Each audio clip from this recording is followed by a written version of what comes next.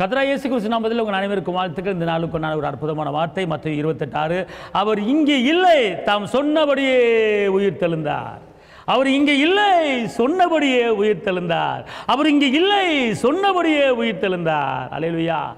ஏசப்பா ஒரு காரியத்தை சொன்னார்னா சொன்னதை செய்வார். சொன்னபடியே நான் 3ஆம் நாளிலே நான் எழுந்திருப்பேன்னு சொன்னார், எந்திரிச்சார். சிலுவையிலே வெற்றியை வாங்கி கொடுத்துட்டு எந்திரிச்சிட்டார். காரணம், இந்த நாள் உயிர்ப்பினார். இந்த நாள் ஜெயத்தை எடுத்துக்கொள்ளுகிற நாள். மடிந்து கிடந்த காரியங்கள் எல்லாமே உயிரோடு எழும்ப போகிறது.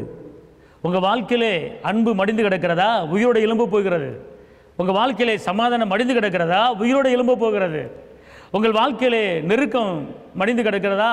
அன்பு மடிந்து கிடக்க எல்லாமே மடிந்து கிடக்கிறதா? ஆனால் எல்லாத்தையும் கர்த்தர் உங்களை திருப்பி எடுப்பித்து கட்ட போகிறார். உயிரடையாத காரியத்தை உயிரிட வைக்க போகிறார். நெருக்கத்திலிருந்து கர்த்தர் உங்களுக்கு பெருக்கத்தை கொடுக்க போறாரு.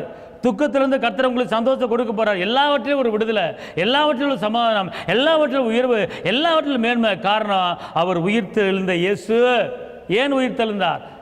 பிள்ளைகளுடைய வாழ்க்கை தெரியாத காரியத்தை உயிரடைய வைக்கும்படி, மடிந்த காரியத்தை எலும்பி பிரகாசிக்க வைக்கும்படி இயேசு நம்ம மத்தியில் கடந்து வந்திருக்கிறார்.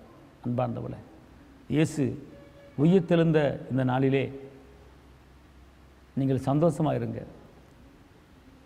மரித்தார், அடக்கம் பண்ணப்பட்டார், 3ஆம் நாள் உயிர்த்தெழுந்தார்.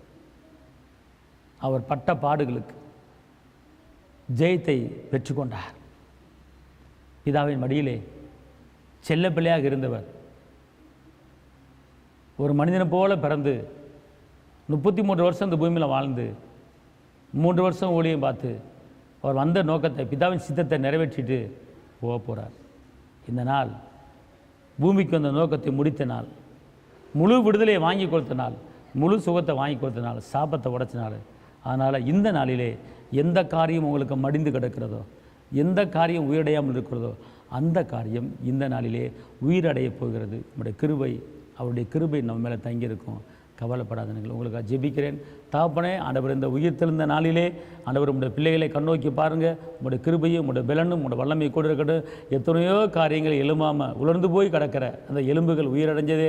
அதே போல் ஆண்டவரை வேலை கிடைக்கவில்லை என்று உலர்ந்து போயிருக்காங்க, குடும்பத்தில் சமானம் இல்லையே என்று உலர்ந்து போயிருக்கிறாங்க. நிம்மதியிலே அந்த காரியம் எல்லாம் உயிரிட வைங்க தாப்பனே.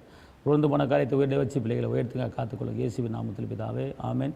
கர்த்தர் உங்களை ஆசீர்வதிப்பார். அல்லேலூயா. தேவனுக்கு